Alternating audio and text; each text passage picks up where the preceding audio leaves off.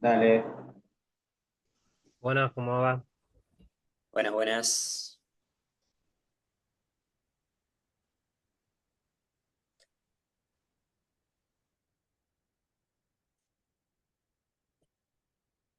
¿Alguna duda, chicos, de las últimas clases que les hayan quedado?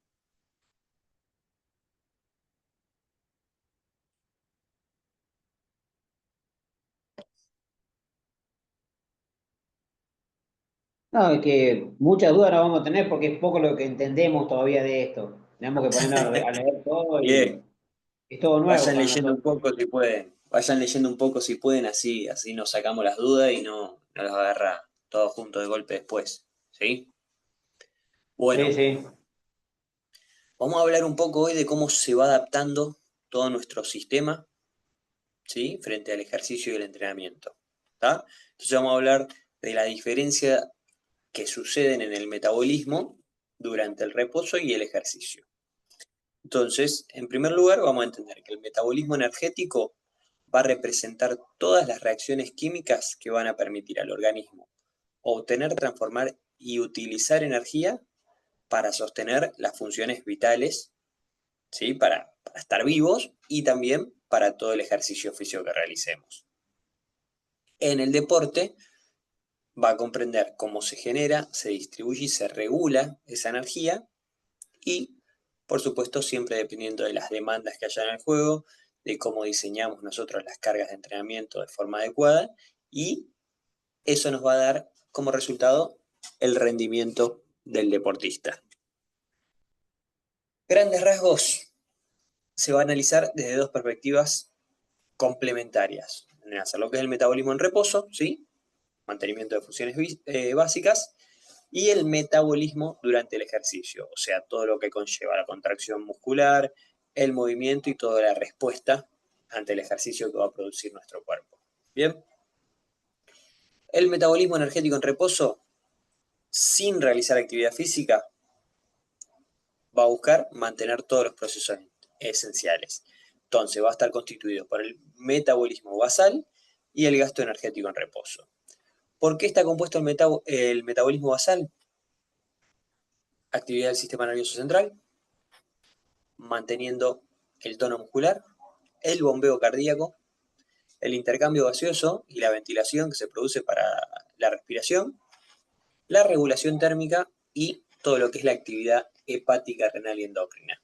Bien, va a representar aproximadamente entre el 60 y el 75% del gasto calórico diario y va a depender siempre de la masa libre de grasa, de la edad y el sexo. Una persona con una, eh, con una ¿cómo se dice? Con un sistema muscular mucho más desarrollado, ¿sí? Con una masa muscular mucho más grande, va a tener un mayor gasto calórico solamente para mantener ese tejido. Bien, ¿cuáles van a ser los sustratos que van a predominar en reposo? Los lípidos, ¿sí? Los carbohidratos y por último, las proteínas. Bien, ¿por qué se da esto? Porque en el metabolismo en reposo, digo, ¿por qué se da este orden? Porque en el metabolismo en reposo no hay una necesidad de energía inmediata. Entonces siempre se va a consumir primero el sistema que tarda más, que es el sistema de lípidos, luego el de carbohidratos y cuando hay algún ayuno prolongado o déficit calórico, las proteínas. ¿Por qué va a haber predominio lipídico? Hay una alta disponibilidad de oxígeno cuando estamos en reposo, hay una baja tasa de demanda de ATP, o sea, de contracción, y la capacidad que tiene el metabolismo oxidativo de sostener actividades de baja intensidad. Aunque el metabolismo basal sea un proceso de reposo, va a influir en el deporte. ¿Por qué? En primer lugar, pues nos va a determinar el costo energético diario mínimo. O sea, en cualquier planificación nutricional, sea deportista o no lo sea, ese, eh, ese componente calórico de metabolismo basal siempre va a tener que estar incluido, ¿sí? Y siempre un metabolismo basal más alto, o sea, asociado a mayor masa muscular, va a mejorar la capacidad de recuperación luego del ejercicio. ¿Qué pasa con el metabolismo energético durante el ejercicio? Ya habíamos visto los tres sistemas, en primer lugar, ¿sí? Sistema de fosfógenos, la glucólisis anaeróbica y el metabolismo aeróbico. Entonces, el sistema de fosfógenos vamos a tener la vía más rápida para resintetizar todo el ATP y utilizar tanto el ATP muscular almacenado como la fosfocreatina para generar rápidamente las contracciones, ¿sí?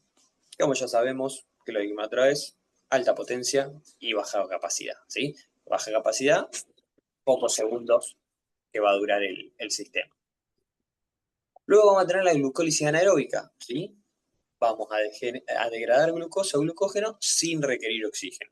Acá la velocidad va a ser moderada, ¿sí? Una capacidad intermedia respecto a lo que es ATP. Perdonen.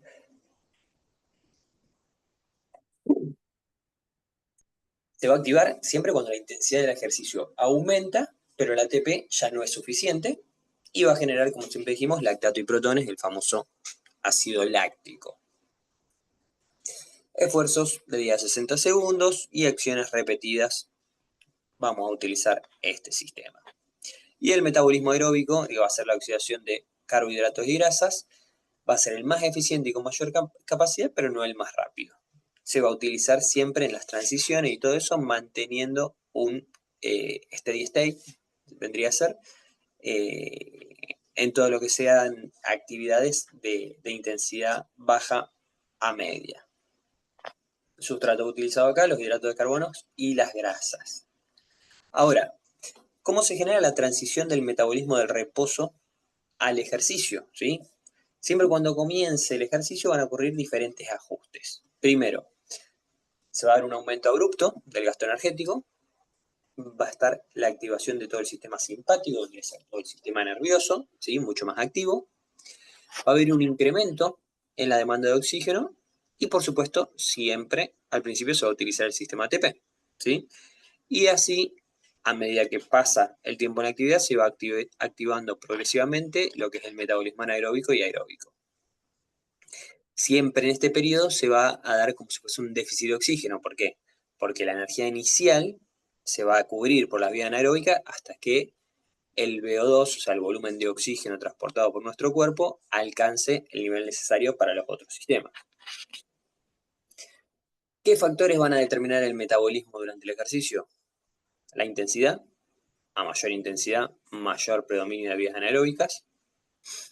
La duración del ejercicio, periodos prolongados, mayor participación del aeróbico.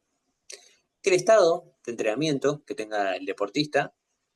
Los deportistas entrenados siempre van a tener una mayor capacidad oxidativa, una mayor capacidad de soportar el lactato y van a tener más desarrollado el sistema para utilizar las grasas y conservar el glucógeno.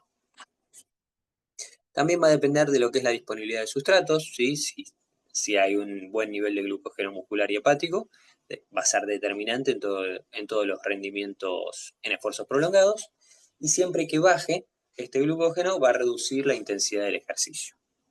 Después puede haber diferentes factores ambientales como el calor, que aumente el uso de carbohidratos, o la hipoxia, que va a reducir la oxidación aeróbica de grasas.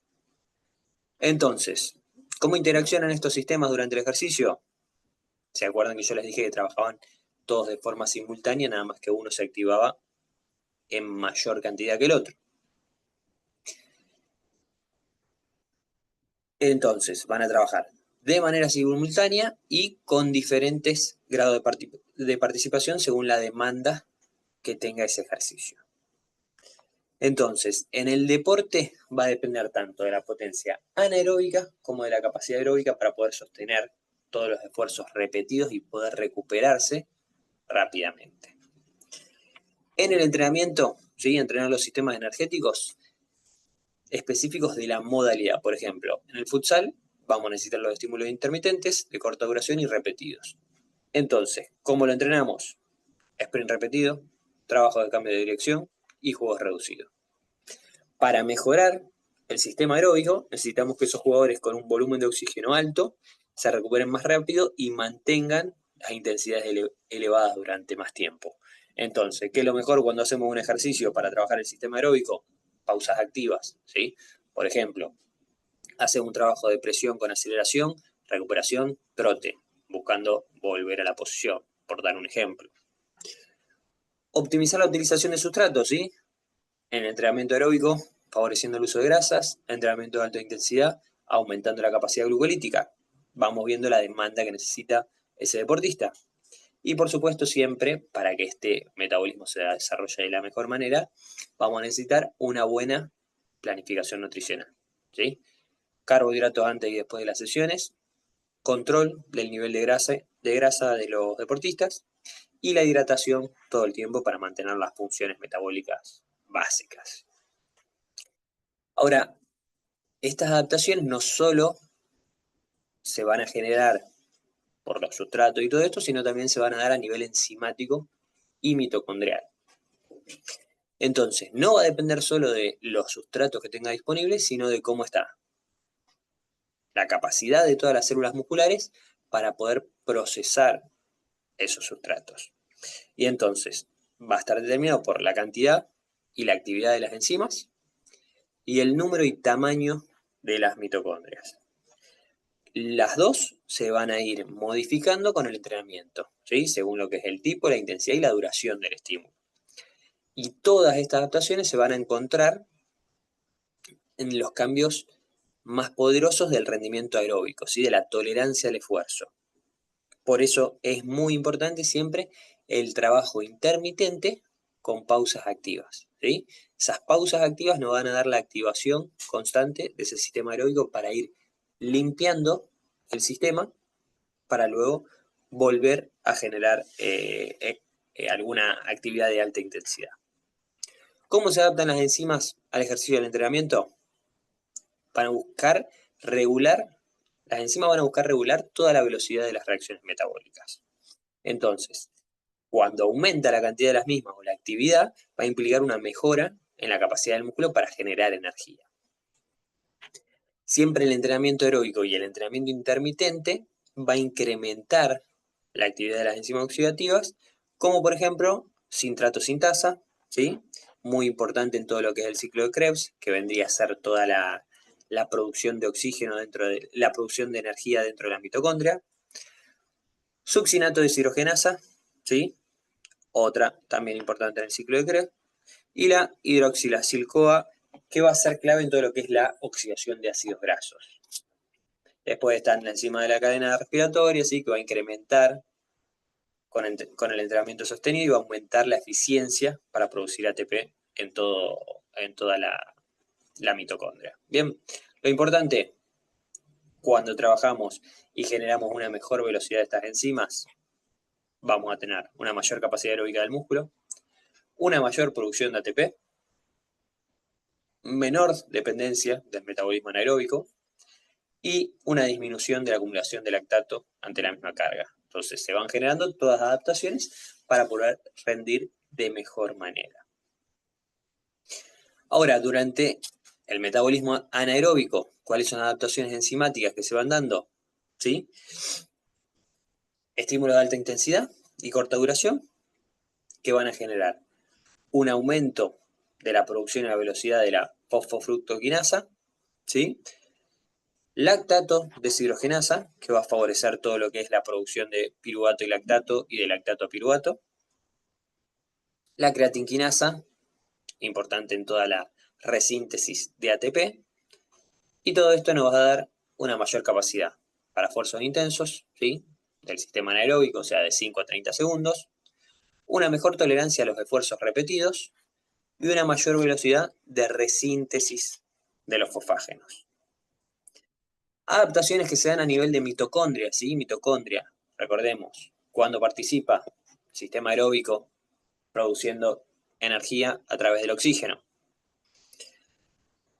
Va a estimular siempre el aumento del número de mitocondrias, se va a dar por la estimulación de la biogénesis mitocondrial, que va a estar regulado por diferentes enzimas que se van a activar frente al entrenamiento, ¿sí? Todas estas nuevas mitocondrias van a promover la transcripción de genes necesarios para aumentar la maquinaria oxidativa, o sea, vendría a ser la velocidad y la cantidad de mitocondrias dentro del músculo. Esto como resultado nos va a dar, como les decía, mayor densidad mitocondrial, ¿sí? Mayor cantidad de mitocondrias por fibra, mayor volumen, o sea, van a crecer en volumen estas mitocondrias también, y por supuesto, una mejor capacidad para oxidar tanto carbohidratos como grasas.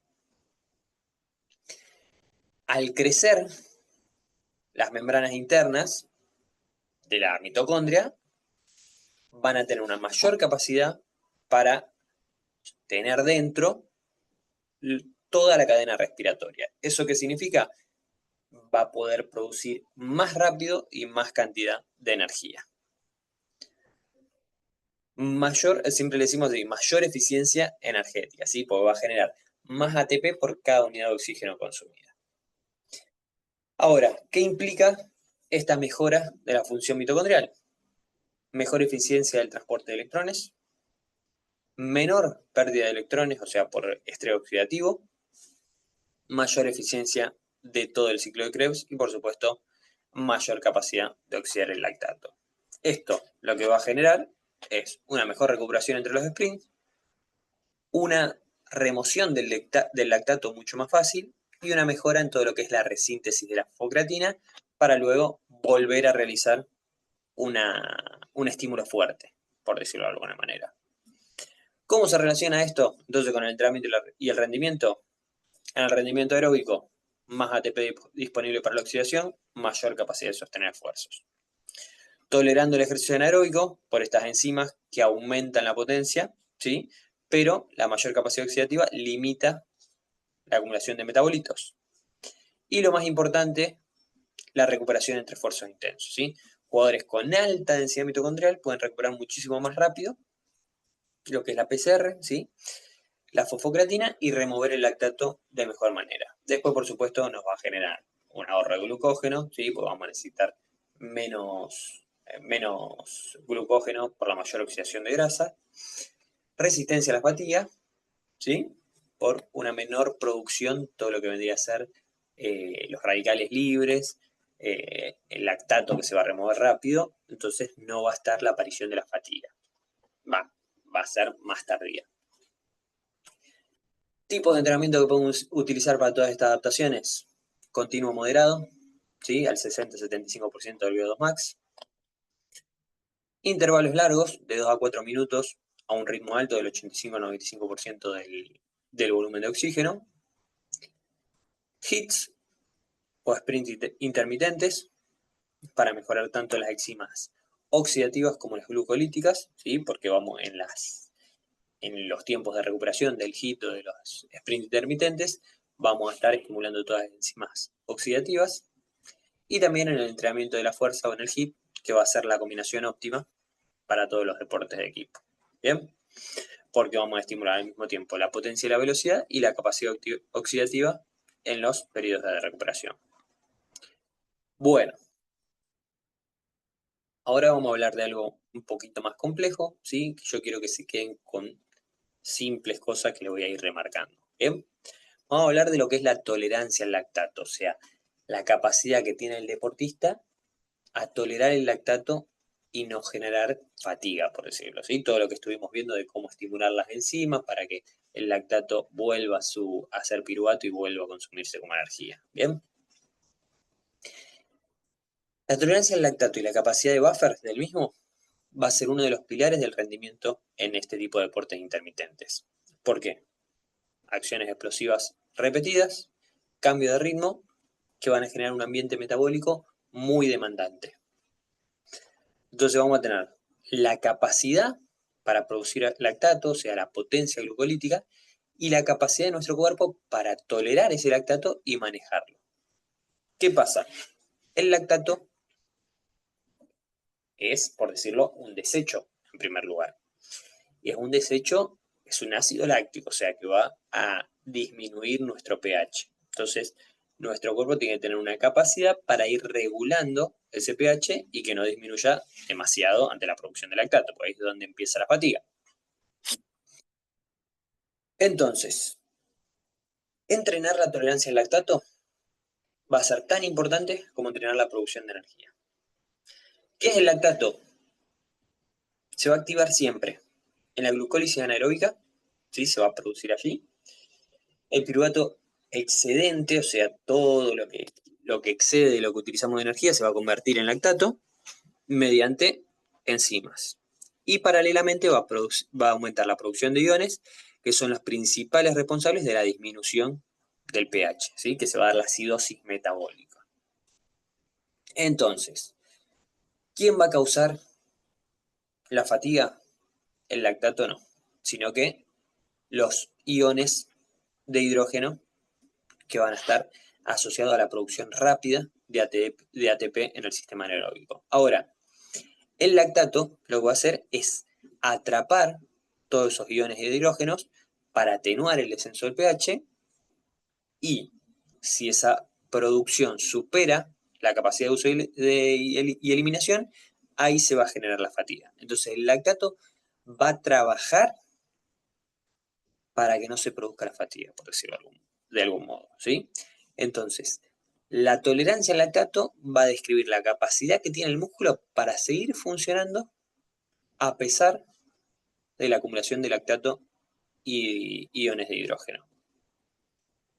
Va a ser importante para mantener la velocidad en esfuerzos, repetir sprints sin caída significativa de la intensidad y sostener los esfuerzos intermitentes. Cuanto mayor sea la tolerancia, más tarde va a aparecer la fatiga y más estable va a permanecer el rendimiento, ¿sí? ¿Qué es la capacidad de buffer? La capacidad que tiene el sistema de protegerse del descenso del pH. Entonces, el músculo va a tener la habilidad con el lactato de neutralizar todos esos iones de hidrógeno producidos durante el ejercicio interno. ¿Quiénes van a ser los principales buffers? El bicarbonato, ¿sí? Los fosfatos y las proteínas musculares. Siempre el sistema de transporte de lactato, que es el más importante para poder ir, disculpen, para poder ir limpiando todo el sistema, va a estar dado por los monocarboxilatos, ¿sí? El 4 y el 1. El 4 va a expulsar el lactato de las fibras rápidas y el 1 va a captar el lactato hacia las fibras más oxidativas para reutilizarlo como energía. Entonces, cuanto más desarrollado estén esas células, más lactato va a abandonar la fibra fatigada rápidamente, más lactato va a ser utilizado como combustible en las vías oxidativas y más estable se va a mantener el pH. ¿Qué nos lleva a eso? Menor fatiga. Bien. Entonces, ¿cómo mejorar el entrenamiento a la tolerancia al lactato? Entrenamientos de alta intensidad, ¿sí? De HIIT, el famoso HIIT de 30-30, 20-40, 10-20, como ustedes quieran. Lo que necesitamos es que el estímulo sea fuerte y tenga la capacidad de recuperarse. Los sprints repetidos, en el cual el estímulo va a ser al 100-110%, por lo cual la pausa va a tener que ser mucho mayor. Y después una forma de ya meter un poco la pelotita, todos los juegos reducidos de alta intensidad. Bien, por supuesto, lo que ven acá, los entrenamientos de alta intensidad 30-30 se pueden hacer con pelota también, sin duda. El tema es buscar que la intensidad sea bien alta. ¿Ok? Bien. Suplementación para trabajar este buffer. Betalanina, bicarbonato de sodio. La betalanina es algo más que se busca mantener un nivel general de todos los días. ¿Sí? Es más un suplemento para una pretemporada, por decirlo, pero el bicarbonato de sodio puede actuar mucho en lo que es un entretiempo, lo que es ponele que el equipo va a jugar ¿cómo se dice? En un tiempo suplementario o lo que sea, para poder disminuir ese pH sanguíneo, ¿sí? Indicadores de una buena tolerancia al lactato: mantener la velocidad entre repeticiones intensas, menor caída de la potencia, tener un nivel de lactato post ejercicio bastante elevado. ¿Por qué? Pues eso significa que tuviste una buena capacidad de producción y una buena tolerancia al mismo, ¿sí? Lactato alto significa que lo tolerás. Percepción de fuerza moderada, pese a esfuerzos repetidos intensos, una rápida recuperación del pH y un buen desempeño en el juego. Ahora, con todo esto, vamos a ver qué es la fatiga metabólica, ¿sí? Y cómo recuperarnos de la misma. La fatiga metabólica va a ser un fenómeno central en el rendimiento de los deportes y en el futsal específicamente porque va a combinar acciones de alta intensidad con cambios constantes de ritmo, ¿sí? ¿Qué es lo importante de entender qué es la fatiga metabólica y cómo manejarla? Nos va a permitir optimizar todo el entrenamiento, mejorar la toma de decisiones y aumentar el rendimiento durante el partido. Ahora, la fatiga metabólica va a ser la disminución de la capacidad de generar fuerza o sostener la intensidad debido a alguna alteración, ya sea el estado energético de la célula, la acumulación de metabolitos, el desequilibrio ácido-base, o sea, el pH, la disponibilidad de sustratos y la eficiencia enzimática y mitocondrial. No va a ser un proceso único, sino un conjunto de mecanismos que van a interactuar entre sí todo el tiempo constantemente. ¿Cuáles van a ser las principales causas de la fatiga metabólica? Acumulación de los iones de hidrógeno, que nos va a dar descenso del pH, agotamiento de la fosfocreatina, ¿sí? La fuente de energía más importante para todos los esfuerzos potentes, reducción del glucógeno muscular para mantener todos los estímulos de intensidad media, disminución de la eficiencia mitocondrial, que ya en un punto lleguen a estar saturadas o fatigadas, disminuyendo todo lo que es la oxidación de lactato y acumulando metabolitos que generan luego fatiga. La alteración en el transporte del lactato, lo que dijimos antes, de sacarlo de la célula y llevarlo al sistema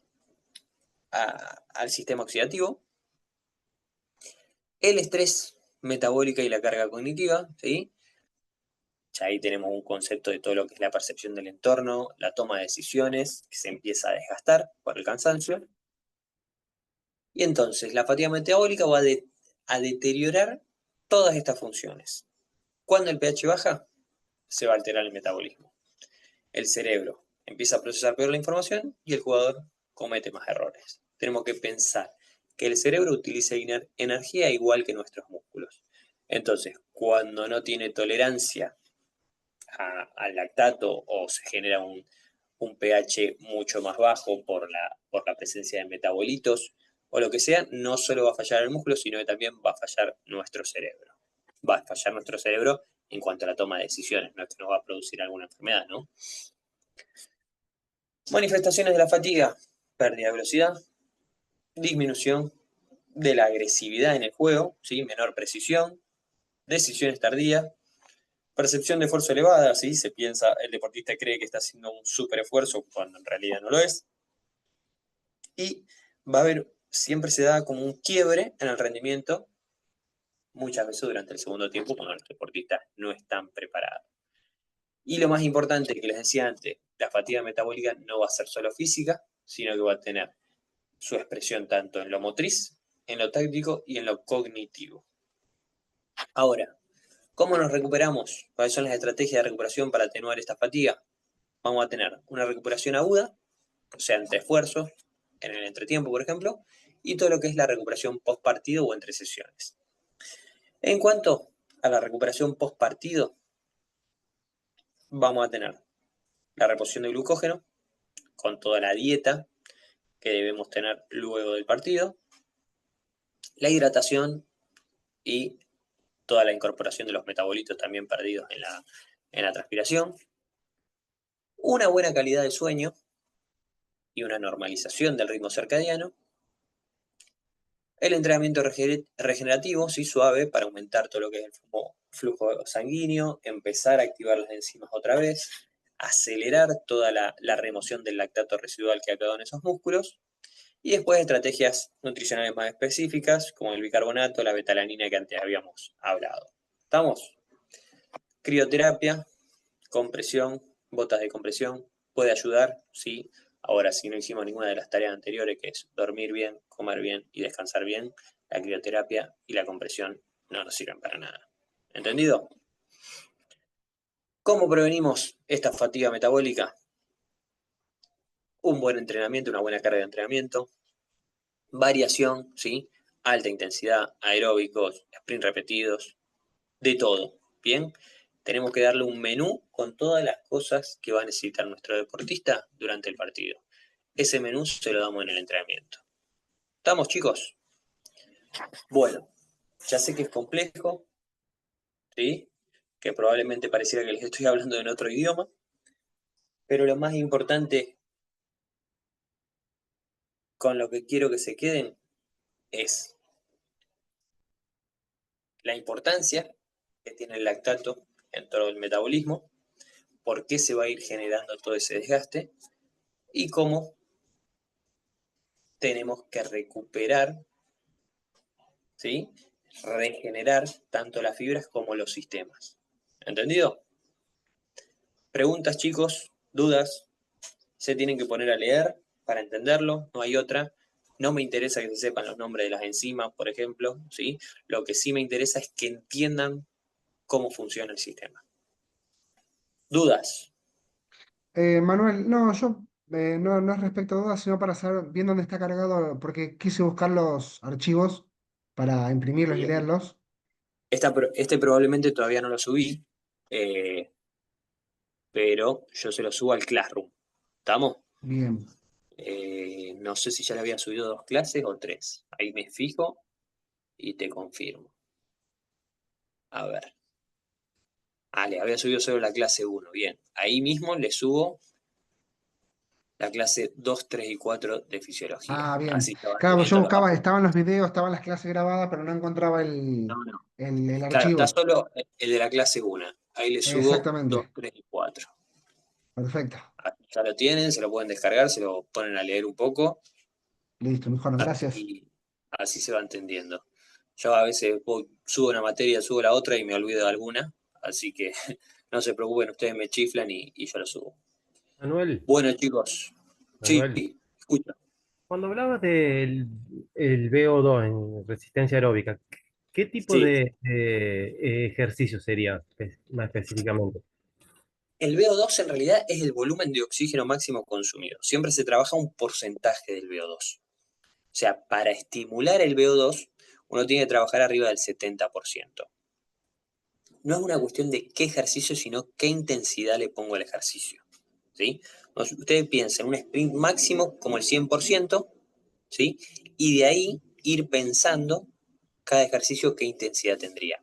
A mí me gusta jugar mucho con el tema de la percepción de esfuerzo del deportista, ¿sí? Decime, de 0 a 10, ¿qué tan intenso sentiste este ejercicio? Por decirlo de algún modo, ¿sí? Un sprint lo tiene que sentir un 10. Entonces yo de ahí puedo ir sacando el porcentaje a ojo, a percepción de esfuerzo del deportista, de VO2 max que está utilizando. Después, por supuesto, si tengo GPS, tengo toda la tecnología posible, lo puedo sacar en el momento, la intensidad del deportista e ir controlándolo. Pero lo más importante es la percepción del deportista, vuelvo a repetir. Ahí ya están subidas las 4 apuntes. Dale, muchas gracias. Bueno, chicos, ¿alguna duda más?